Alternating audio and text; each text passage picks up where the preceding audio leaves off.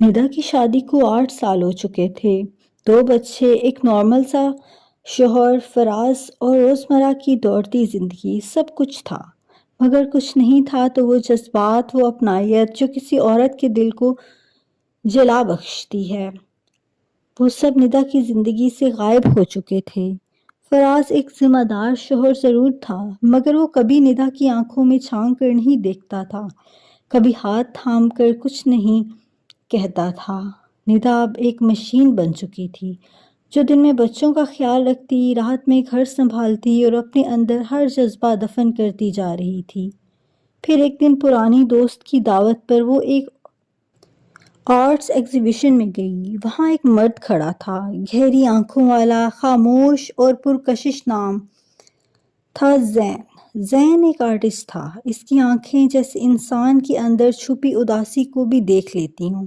اس نے ندا سے کہا، تمہاری آنکھوں میں ایک ادھورا خواب ہے۔ ندا کو حیرت ہوئی، سالوں بعد کسی نے اس کی آنکھوں میں جھانکا تھا۔ اس لمحے کچھ ٹوٹا بھی اور کچھ جڑا بھی۔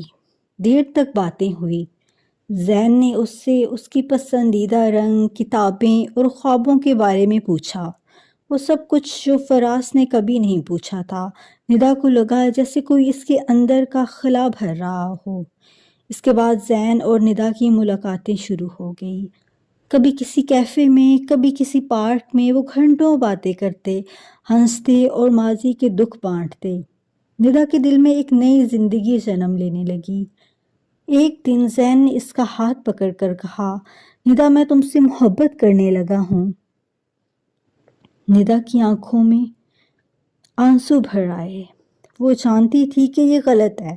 وہ ایک شادی شدہ عورت ہے، ایک ماں ہے، لیکن دل کے جذبات کب کسی رشتے کے قانون کے پابند ہوتے ہیں؟ ندا نے لرزتی آواز میں کہا، زین، ہم جو کر رہے ہیں وہ غلط ہے۔ زین خاموش رہا، پھر نرمی سے بولا، محبت کبھی غلط نہیں ہوتی، حالات اسے گناہ بنا دیتے ہیں۔ ندا کے لیے یہ جملہ کسی نشتر کی طرح تھا۔ وہ دونوں دنوں تک خود سے لڑتی رہی۔ ضمیر، معاشرہ، بچوں کا چہرہ، فراز کا خاموش محبت، سب اس کے خلاف تھی۔ لیکن پھر ایک دن اس نے فیصلہ کیا۔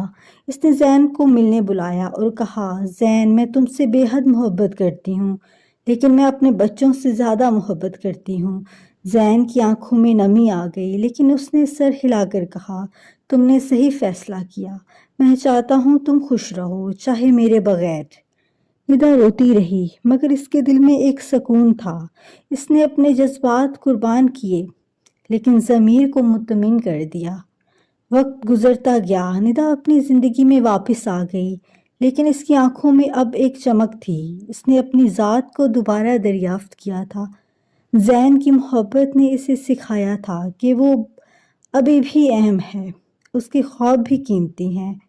فراز نے بھی وقت کے ساتھ ساتھ ندا کی بدلتی ہوئی شخصیت کو محسوس کیا، اور پہلی بار اس نے ندا سے کہا، تم بہت خاص ہو، میں شاید یہ کہنا بھول گیا تھا۔ ندا مسکرا دی اور دل میں زین کے لیے دعا کی۔ کبھی کبھی کچھ محبتیں صرف یاد بن کر زندگی بھر ساتھ رہتی ہیں، خاموش مگر سچی۔